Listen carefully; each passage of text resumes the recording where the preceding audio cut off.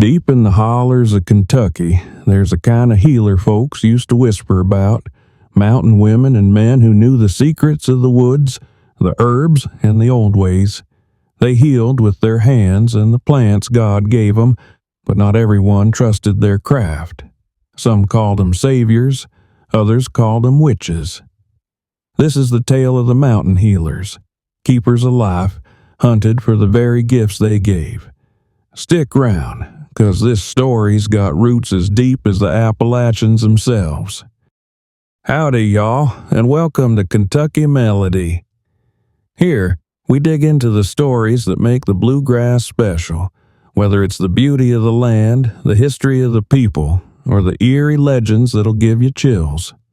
If you're into mysteries, Appalachian folklore, or just plain good stories, make sure to like, share, and subscribe so you don't miss a single one. Now, let's dive on in.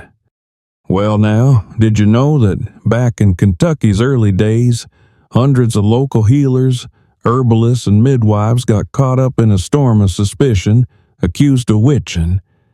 It's a part of our history that don't get talked about much, but it paints a real dark picture of life here in the Appalachian hills, where fear and superstition ran deeper than a holler after a rainstorm. In these tight-knit mountain communities, even the most well-meaning healer could end up a target, their good-hearted practices twisted into tales of dark magic and curses. Today, we're digging into one of them chilling stories that's been passed down through the generations, a tale where the lines between history and legend blur in the shadow of persecution. Back in them days, tales and fears of the supernatural ran deep as a mountain cave, and if you stood out or knew something others didn't, it could cost you.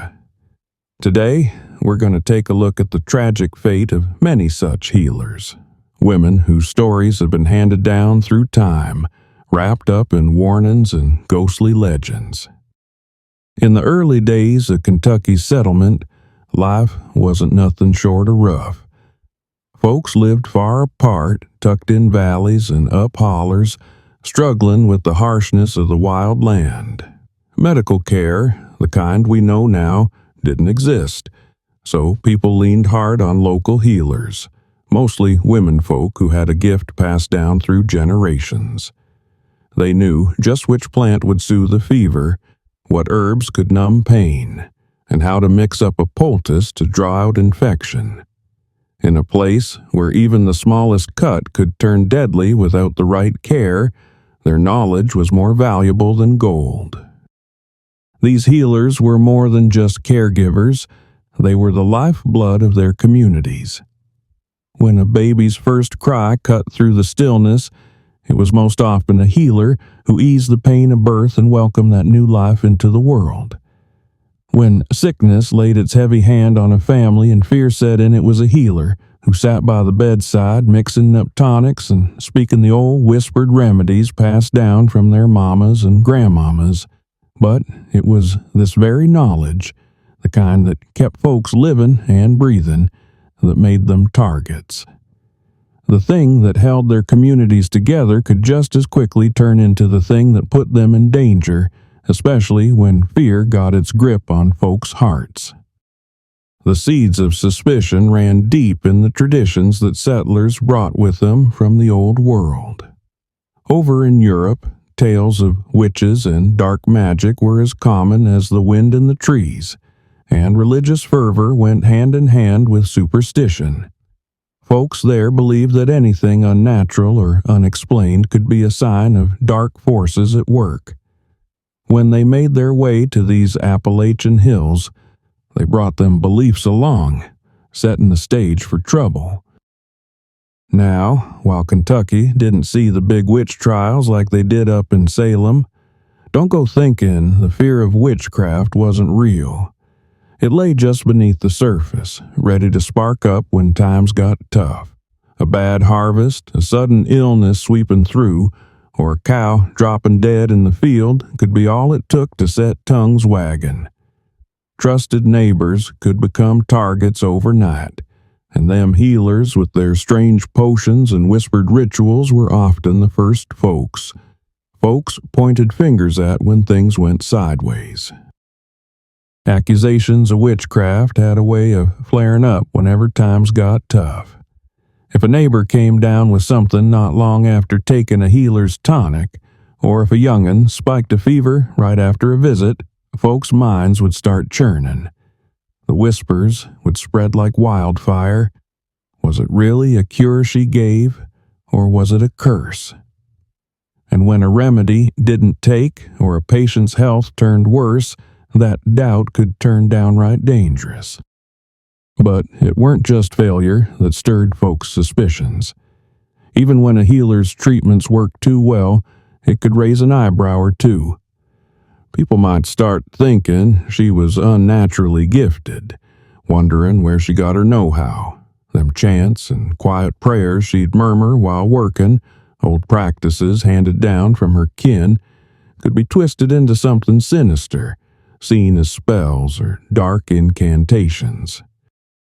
Once suspicion took hold, life changed real quick for them accused.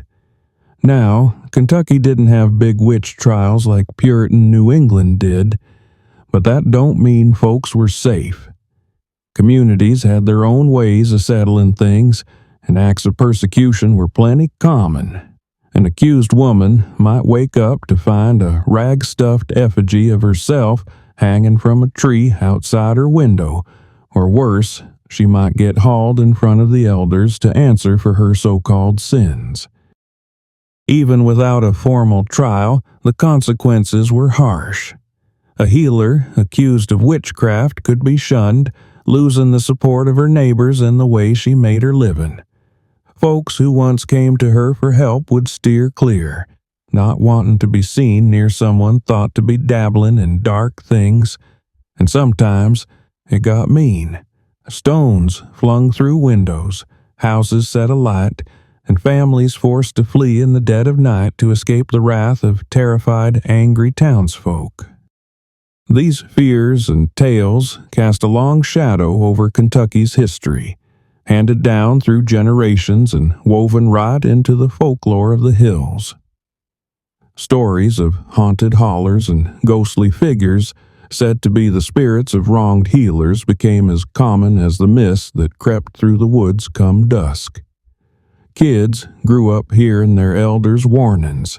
Don't be wandering into the woods after dark, or stay away from that old stone house at the edge of town, where folks said a so-called witch once lived her days out. These stories carried a hard lesson about the power fear holds over a community and the bitter consequences of misunderstanding and suspicion gone too far. Today, the tales of persecuted healers serve as a stark reminder of what fear-driven hysteria can do to a community. They show us that folks have always had a habit of turning on what they don't understand, especially when times get tough and uncertainty takes hold.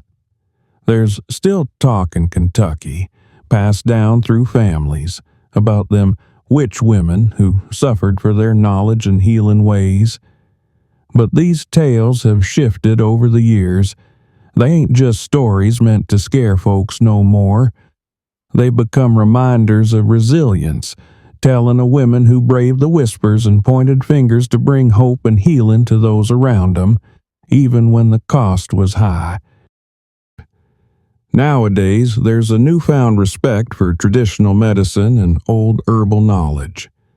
Folks are starting to look back and appreciate what those women knew, but the lessons from history are still plain. The line between respect and fear is mighty thin, and treading it takes careful steps. Kentucky's history is rich with stories of healers wrongfully accused of witchcraft, painted by misunderstanding, communal fear, and the pressure of tight-knit towns. These tales give us a detailed look at how their practices and beliefs, along with the ways folks lived back then, led to suspicion and sometimes tragedy.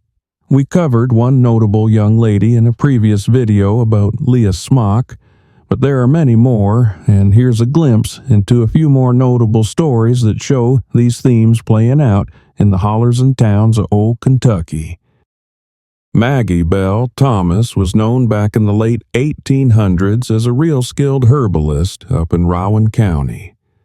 Her know-how with plants and their healing powers was passed down through the generations, rooted deep in a mix of indigenous and old European ways. Folks came to her when the town doctor couldn't or wouldn't help, especially when it came to tricky childbirths or fevers that just wouldn't let up. But when a nasty illness swept through the town and some of her patients didn't make it, the whispers started up. Maggie's chants and rituals, things she did as part of her healing and inspired by old folk traditions, suddenly seemed witch-like to those who didn't understand them. The local preacher even took to warning folks from the pulpit about the dangers of consorting with the witch in the woods. The pressure got so heavy that Maggie finally left, her good name ruined and her healing practice gone. Eliza Jackson was a midwife over in Pike County, known far and wide for her effective, though a bit unconventional, ways of helping bring new life into the world. She had a knack for easing labor pains with her herbal brews and poultices, using things like wild yam and red raspberry leaves. For years, folks respected Eliza, some even holding her in high regard as she safely delivered more babies than they could count. But trouble came knocking when a particularly tough birth ended with the loss of both the mother and the child. Overcome with grief and anger, the family turned on Eliza, claiming she'd used dark magic to hex the poor mother. Rumors spread like wildfire through the tight-knit community, and fear crept in as folks started seeing Eliza's skills as something supernatural instead of medicinal.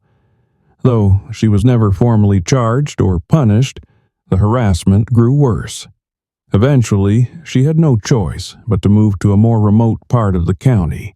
Her once busy practice shriveled up, with folks too scared to seek her help, leaving Eliza and her hard-earned knowledge all but forgotten.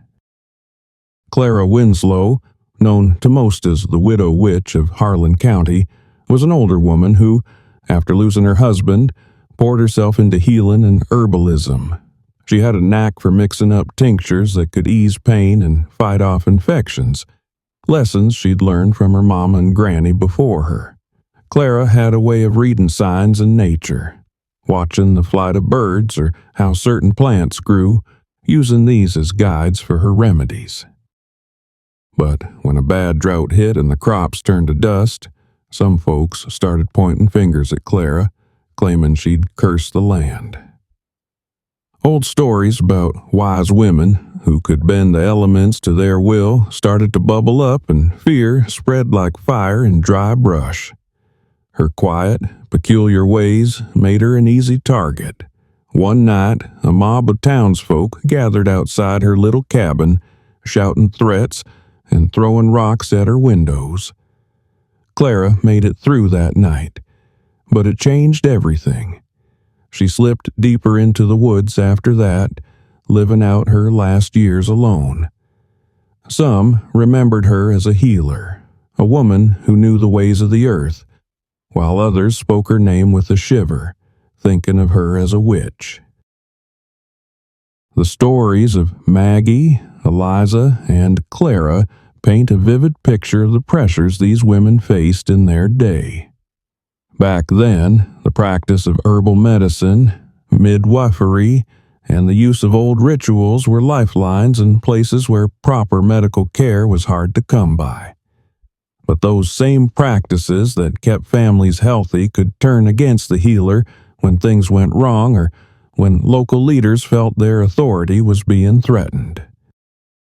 These stories have lingered through oral telling and old regional tales, keeping alive the memory of how unfairly these healers were treated. They remind us now of that fine line between respecting natural wisdom and falling into the trap of fear and persecution. The legacies of Maggie, Eliza, and Clara still echo in Kentucky's cultural memory, not just as tales of horror, but as stories of strength against ignorance and fear.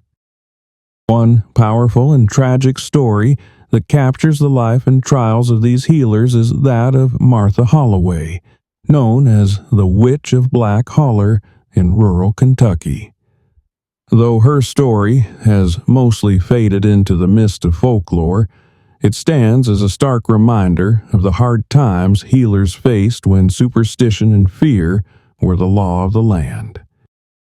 Martha Holloway was born in the early 1800s in a small Appalachian village, tucked away in the rugged hills where traditions ran deep and suspicions ran deeper. She was known far and wide for her skill with herbs and her sharp understanding of natural remedies. Martha could brew teas that soothed aches and pains and mix poultices that draw infection out like it was leaving on command. This knowledge was passed down through generations of women in her family, each teaching the next with whispered lessons and careful hands. Her cabin in Black Holler was surrounded by bundles of drying herbs, their earthy, sharp scents drifting through the trees and marking her as a healer. But the respect folks had for Martha turned dark when misfortune came knocking. A mysterious illness swept through the village, taking the lives of children despite her tireless efforts. She worked day and night, mixing her remedies and whispering her prayers as she moved through the small shadowed rooms of her patients' homes. But even with all her trying, some young ones didn't make it, and grief turned to whispering in the dark corners of the village. It wasn't long before those whispers became louder, accusing voices. Her nighttime walks into the woods to gather rare herbs were no longer seen as the work of a healer, but as something far more sinister. The final blow came on an autumn evening when the local preacher, whose own son had been claimed by the sickness, stood in the town square. His voice shook with the fire of loss and judgment as he called Martha a witch, talking about dark forces and the Lord's wrath. The people, already on edge with their grief and fear, took up torches and marched toward her cabin, their faces lit with flames and shadows that danced in wild shapes through the trees. There was no courtroom, no jury. Martha's trial played out right there in her front yard, under the cold starlight and the flicker of torches. Accusations flew like sharp stones, their voices trembling with both anger and fear. She stood silent, listening to their twisted tales of her rituals and the songs she hummed when she worked. When they gave her a moment to speak, she raised her head, eyes catching the firelight, and said, "I sought only to heal what others could not. If that's a sin, then my hands are guilty only of kindness." But her words didn't find mercy. The crowd found her guilty in their eyes, and while no one knows exactly what happened that night, the stories say she was forced to flee, leaving everything behind. Others say that night turned violent, and Martha met a fate sealed by fire and fear. What's certain is that she disappeared, and her cabin stood empty, swallowed up by vines and wild growth over the years until it became just another part of the forest.